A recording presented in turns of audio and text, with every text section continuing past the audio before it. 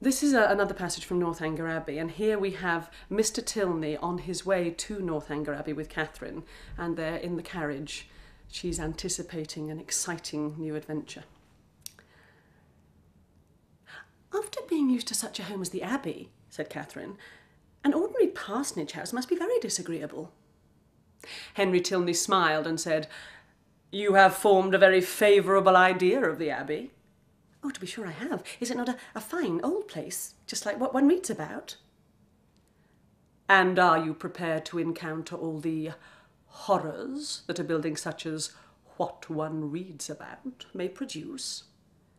Have you a stout heart, nerves fit for sliding panels and tapestry?" "Oh, I do not think I should be easily frightened, because there'd be so many people in the house, and besides, it's never been left uninhabited and deserted for years, and then the family come back to it unawares without giving any notice, as generally happens." "No, certainly.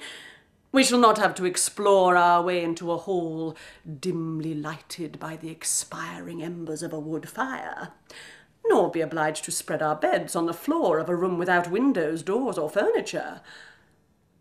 But you must be aware that when a young lady is, by whatever means, introduced into a dwelling of this kind, she is always lodged apart from the rest of the family.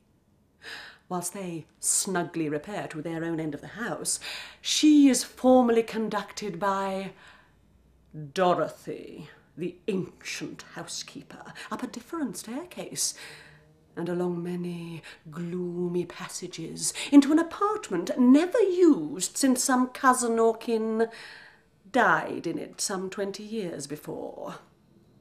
Can you stand such a ceremony as this?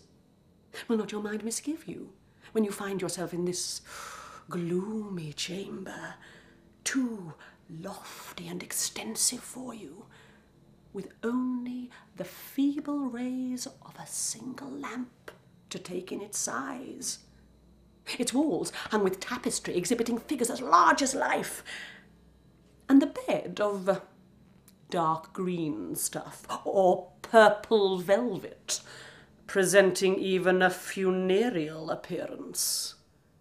Will not your heart sink within you?"